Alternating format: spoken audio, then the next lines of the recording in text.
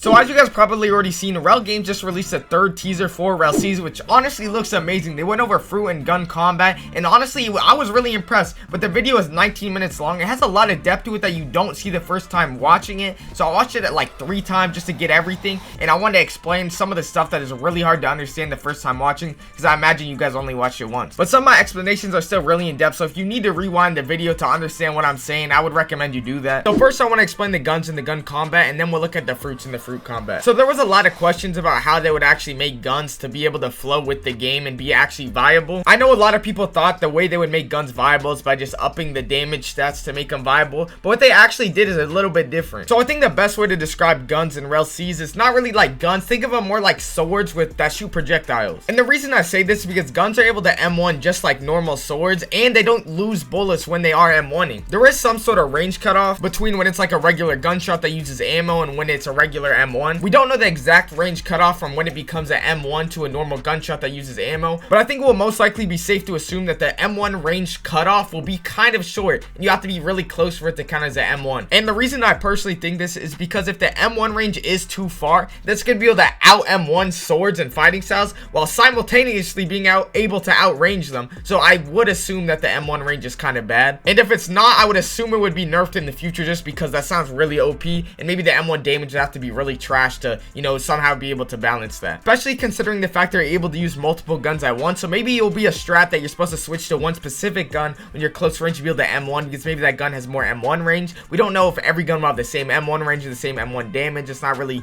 set in stone yet, so I guess we'll find out. But in the teaser, the rifle and the minigun did both do 3 damage, just in a different amount of shots. The rifle did 3 per shot because it only does 1 shot, and the minigun does 0.65 times, which also adds up to 3. But obviously this could change in the future, and we don't really know the exact build or stats they were running, so I'm not sure if they're running the same thing or what. But another thing about the gun combat, which I think is really interesting, is the E move for every single gun. Every single gun will have a rush move, which will also be the E move. So I guess guns aren't just meant for you to run away and spam. You are actually supposed to be really engaged, and you are able to do close combat as well. And then there's a T skill, which basically shoots a bullet. If the bullet does land, you'll basically be TP'd to them, do an animation, and then they'll get launched. And there doesn't seem to be any sort of range limit, so in theory you would be able to shoot someone cross map with the T skill, and then you would be able to launch them and TP to them. Would that be a smart play considering that guns probably want to keep the range advantage? I don't know. But this could make guns very versatile, because if you think about it, you could maybe run a fruit with your gun that is a close range fruit, so then you're able to close the distance with the gun, and then you're able to capitalize on that closure with the fruit. I also forgot to mention that the E skill, which is the rush skill on the guns, actually block breaks, so it's going to be kind of difficult to close in on people that are using guns, because if you do get kind of close, they are able to easily push you back with the rush skill. And most likely these aren't even all the moves guns will have. They said some guns will just have normal extra skills, but also there will be adding, or most likely be adding, a gun fighting style, which basically will have extra moves for all the guns. But for now, all guns have 3 skills, and some have an extra 4 skill already. And 3 to 4 skills might not sound like a lot, but when you consider that you're able to use multiple guns at once, that's like 12 skills. And then you also have to consider that they're going to be adding another fighting style for guns, so then you might be getting up to like 15-20 skills. I don't even know. That's a lot of skills though. Overall, guns seem really strong. The only big drawback I see is you're actually able to parry each skill and also reflect it back if you're using a sword. But we don't know if this works on all guns. They only really show this with the normal pistol. It might not work on like bazooka, for example, or even the minigun. But this is not as crazy of a drawback as you might think initially, because all things are actually able to be reflected. Like devil fruit skills are able to be reflected if they are using hockey too. So this is kind of just a normal mechanic of the game. They did say hockey won't be able to reflect ult, so I don't know if this applies to guns. I don't know if any of the normal gun moves are considered ult moves. Then you also have to consider there's a gun fighting style potentially in the future. Maybe there's an ult move in there, so who knows. But now I want to talk about fruits and the fruit combat, and what they've shown us is simply exquisite. Absolutely amazing. Honestly, went past my expectations. I did not think they would be able to do it this well, especially with the zone combat. I was like, how is that even gonna work? That seems really difficult to make work, but they did it, man.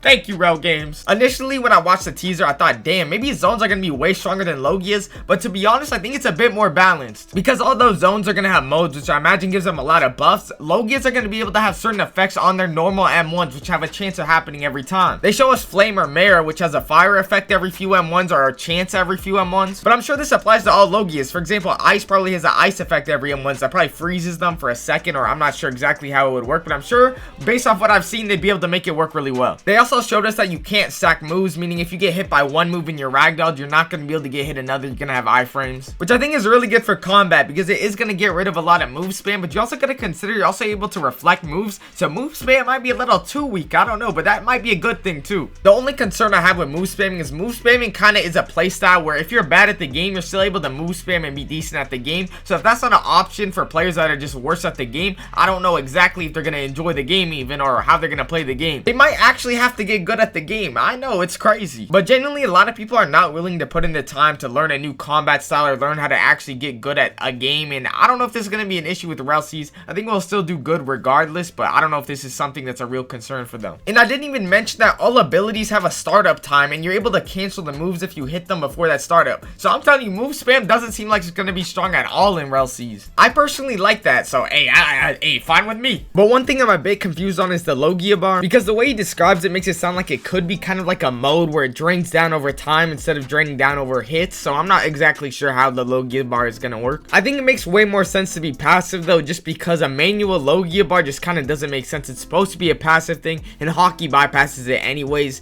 As long as it's a bar, I feel like it's balanced. But looking at how zones interact with each other, I'm actually really surprised how smooth it looks. I'm sure it's still buggy, especially since it's still in development, not even in testing yet. But the fact that the big models are able to hit the small player models and the small models are able to hit the big models, it makes it feel so much more like One Piece to me, because in other games it really doesn't work like that at all. Even like Blox Fruits, it's just move spam. There's no actual interactions between the big and small models. And the fact that models like Tori, which you wouldn't even think would be able to M1 properly, are able to, is something that I really find cool. Like in other games, for example, like GPO, I know I keep bringing up other games, but I feel like it's important to compare what Rell Seas is doing and how much further I feel like they are than other games. But what I'm trying to say is you're actually able to really fight as a Phoenix in M1 and do all the normal stuff you should be able to do, compared to games like even with the GPO Phoenix rework, you were still not able to do stuff like that. You could really only use skills in your mode. I feel like the main thing that we really still need to see exactly how these zones will work though is we didn't really see any skills used with the zones. Some are self-explanatory obviously, but I would like to see like how Gora moves work normally and compared to when you're in the mode. Same with like the Soul King mode and the Venom modes. And even in the Venom modes, like what are the pros and cons, because Venom actually has 2 modes, which is actually crazy. That is OD, I'm not gonna lie. But I think it's safe to assume that all stats are buffed in these modes. And like Goro, for example, I assume that the lightning probably does more damage when it is in this mode, or maybe it's even bigger AoE. But assuming that is the case, I do think there should be some sort of limitation on how long you can be in the mode. Probably not for zone modes, but especially for modes like Goro, which aren't permanent modes in the show. But I'm sure there's already limitation on it. They just probably haven't shown us that because they are in the testing place on the actual game. But since they didn't show us any zone moves, do you think there is a lot of zone moves done, or not that many that they didn't even want to show it? Or what do you guys think? I'm not sure. I am hoping there is a lot done already though, because I want the release soon. I'm not gonna lie. I do think they should take their time, but hey,